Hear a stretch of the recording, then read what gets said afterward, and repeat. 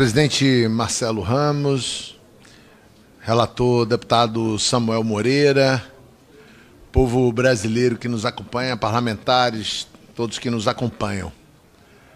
Presidente, relator Samuel, eu faço minhas as palavras de Paulão, Beto, os parlamentares do PT da oposição que me antecederam. Vou pontuar alguns aspectos específicos, reiterando, mas quero tratar de uma abordagem mais geral, dialogando com o relator. Reconheço a abertura, tem nos ouvido, inclusive individualmente. Eu próprio hoje tive a oportunidade de conversar com o deputado Samuel Moreira, sempre num esforço de construir um texto, esforço esse, inclusive, aqui dito no plenário, com um conteúdo de relatório que nem sempre é o acordo absoluto dele. Não é o relatório dele, é o relatório possível para fazer a reforma possível. Tem que reconhecer isso. Entretanto, deputado Samuel, o texto do governo Bolsonaro continha premissas, digamos assim, fundamento macroeconômico, que é uma armadilha, que está incorreto, que está superado sob certo aspecto, pelo menos naquilo que justifica o projeto, a PEC 6, e que infelizmente o seu texto não conseguiu fugir de tudo. Eu vou aqui rapidamente ler a nota informativa do Ministério da Economia que remeteu à PEC. Ela diz: a manutenção da regra previdenciária atual acarretaria piora das contas públicas, elevação da taxa de juros, forte redução do crescimento econômico.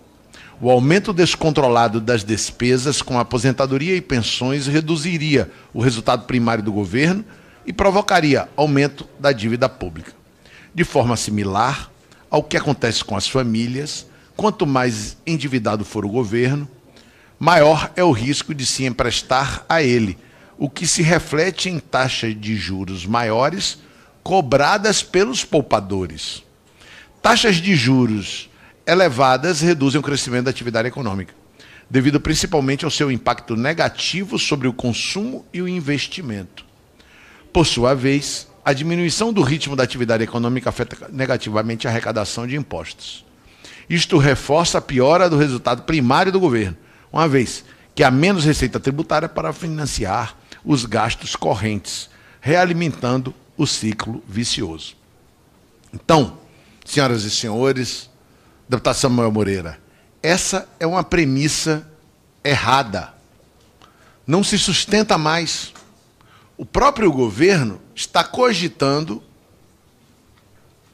está verbalizando que a medida, a PEC, número 6, que é a reforma da Previdência, não resolverá a situação do país, a crise fiscal, não melhorará o ambiente macroeconômico, não garantirá retomada de investimentos.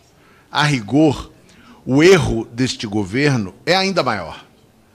Assim como o governo Michel Temer, a escolha por uma política macroeconômica contracionista, a vigência da emenda constitucional 95, oriunda da PEC 241, encaminhada pelo presidente Michel Temer, ainda no período em que ele ocupava provisoriamente a presidência da República. A presidenta Dilma ainda não tinha sido afastada pelo Senado, estabeleceu corte de recursos do PAC, de investimentos fora do PAC, que ocasionaram a redução da atividade econômica.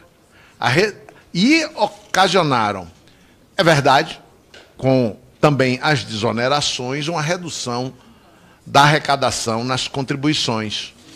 E aí o déficit fiscal e o déficit da Previdência é a partir de 2015 manifestado, em decorrência das escolhas macroeconômicas do governo Temer, aprofundadas no governo Bolsonaro. E não é à toa que entre os muitos cálculos de déficit existentes, diferentemente daqueles apresentados pelo governo, há cálculos solidamente sustentados em dados que apontam que não há déficit. A Anfip produziu um robusto estudo, e olha que no cálculo da Anfip, deputado Samuel, os gastos são os gastos da Seguridade, são os mais amplos, podemos dizer assim, porque o governo, infelizmente, o seu relatório, segregam na contabilidade a receita e a despesa. Seu relatório persevera nesse erro, apesar de não expressar como o texto da PEC expressava o propósito o seu texto mantém a segregação da contabilidade de cada item da Seguridade, desmontando o sistema da Seguridade Social constitucionalmente previsto e que é uma grande conquista do povo brasileiro.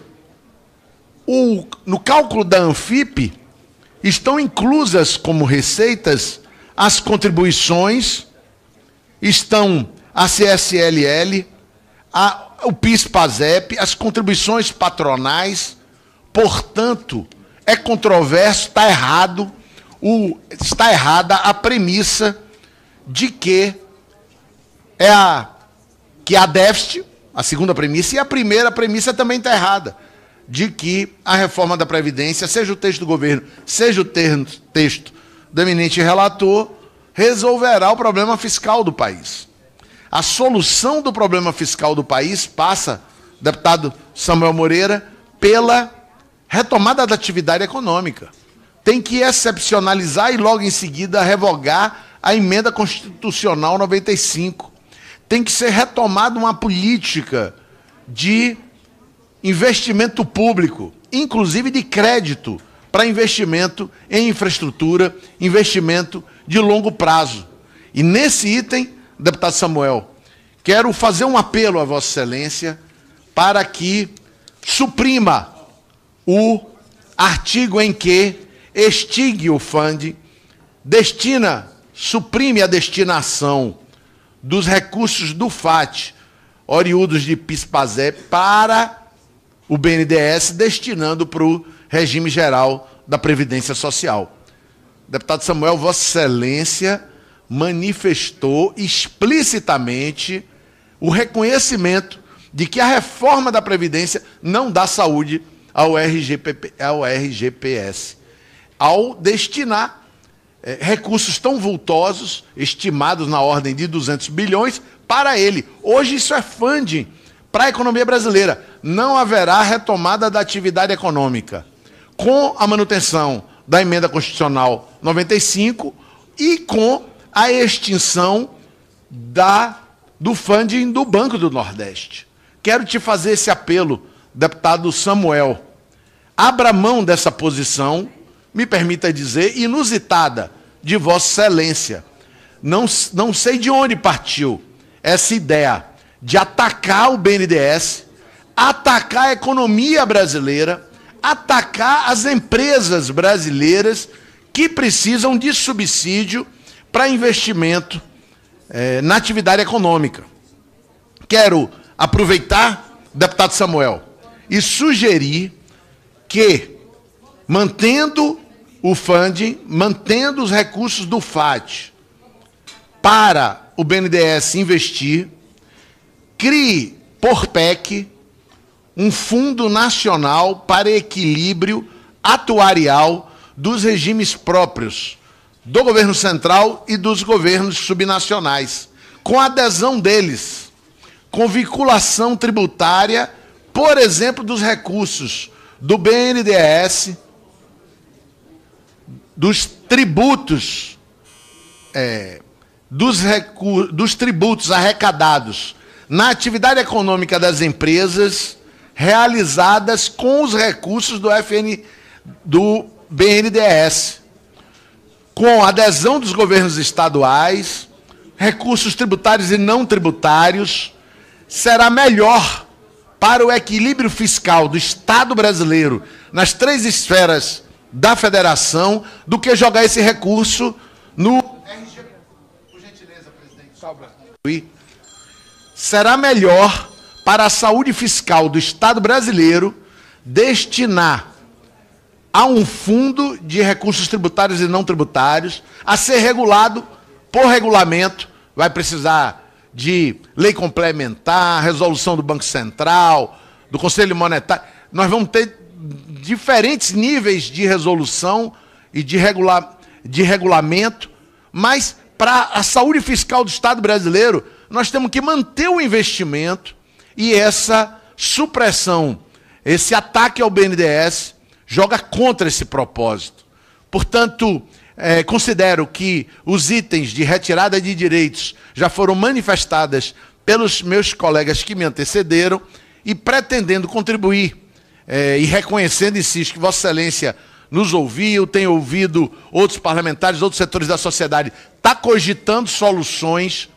Quero lhe dizer que há a necessidade de um equilíbrio atuarial dos regimes próprios de previdência.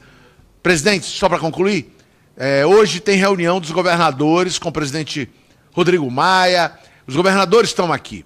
Há uma controvérsia nacional se os estados e municípios entram ou não na reforma.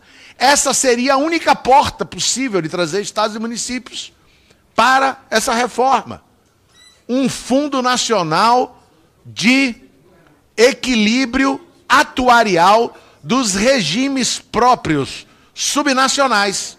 E eu estou sugerindo que as fontes podem ser reguladas posteriormente, mas que seja mantido o fundo do Banco do Nordeste e que os tributos arrecadados a partir desses investimentos seja uma das fontes. Muito obrigado.